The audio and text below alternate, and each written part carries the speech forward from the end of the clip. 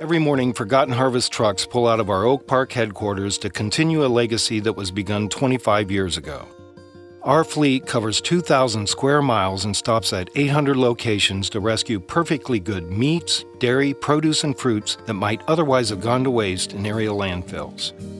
We deliver that food the same day to over 280 agencies, absolutely free of charge. No one in America fights the problem of hunger and a lack of food quite like we do here in the D. 1 in 5 people face hunger or a lack of food in Metro Detroit. Our community has come together to help us initiate 2 powerful innovations, Forgotten Harvest Farms and Hopeful Harvest, to help us get to the day when no one in Metro Detroit has to go hungry. In just 2 years, we have harvested over 2 million pounds of fresh produce at Forgotten Harvest Farms, thanks to the generosity of Nora Maroon. This is our family farm. It's called Ore Creek Farm. It's been in our family for 50 years. Nora learned at an early age what it meant to give back from her grandmother, Nora Langen. The farm is a tribute to her grandmother's concern for those in need of food. When I would go and visit her, often we would be hanging clothes out on the line or doing a chore, and a knock would come on the door. And it was somebody that was hungry. And she would open her door, invite them in, and then ask me to set the table. And she would prepare a hot meal for them.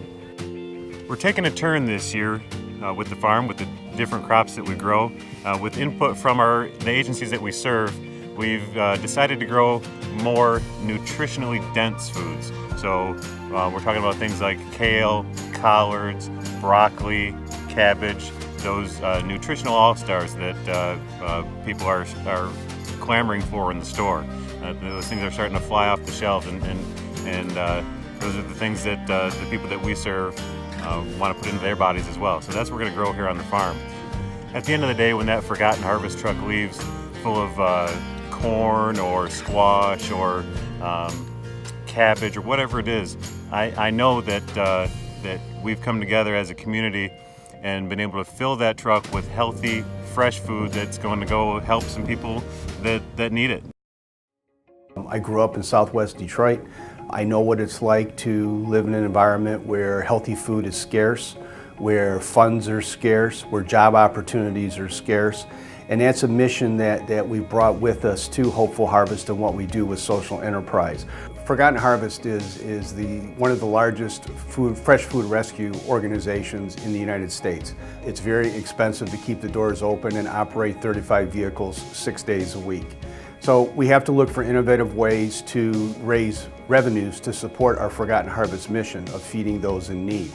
One of the ways that we do that is through social enterprise. Our goal was to take the existing facility that we had in Oak Park for Forgotten Harvest and expand on the kitchen processing area that we had and build it into a food hub that would help support small food entrepreneurs in the metropolitan area and allow them access to a facility that could support them from processing, co-packing, mixing, bottling, storage, whatever it was that they needed to help support that business. And any funds generated from that operation from Hopeful Harvest would be used to support the mission of Forgotten Harvest. Jess McClary, one of the first Hopeful Harvest clients, manufactures a shrub, a colonial-era cocktail or soda mixer. Her product is distributed in restaurants, bars, and retail stores at 300 locations across the country. Because we were able to start working with Forgotten Harvest, we were able to really change the dynamic of how our business ran. So whereas other entrepreneurs who take that next step, they have a warehouse, they have a staff, they have a lot of equipment that has to be maintained, they have lots and lots of lists of things that always have to be managed. And it's just creating more work and more things to keep their focus away from just the marketing and selling and growing of their business.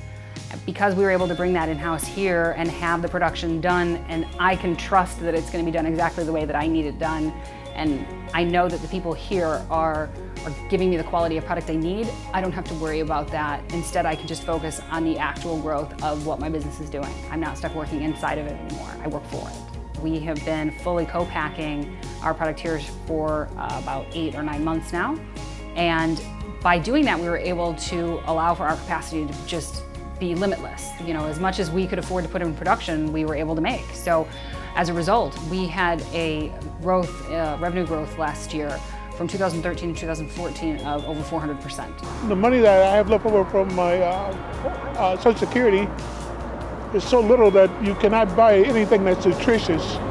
You know, you have to buy whatever is available, whatever is filling, and that's not always nutritious. The days are back when people have to look out for each other. We've come together as a community here in the D with some exciting innovations that will help us make certain people like Joseph won't have to worry about getting the fresh, healthy food they deserve and need.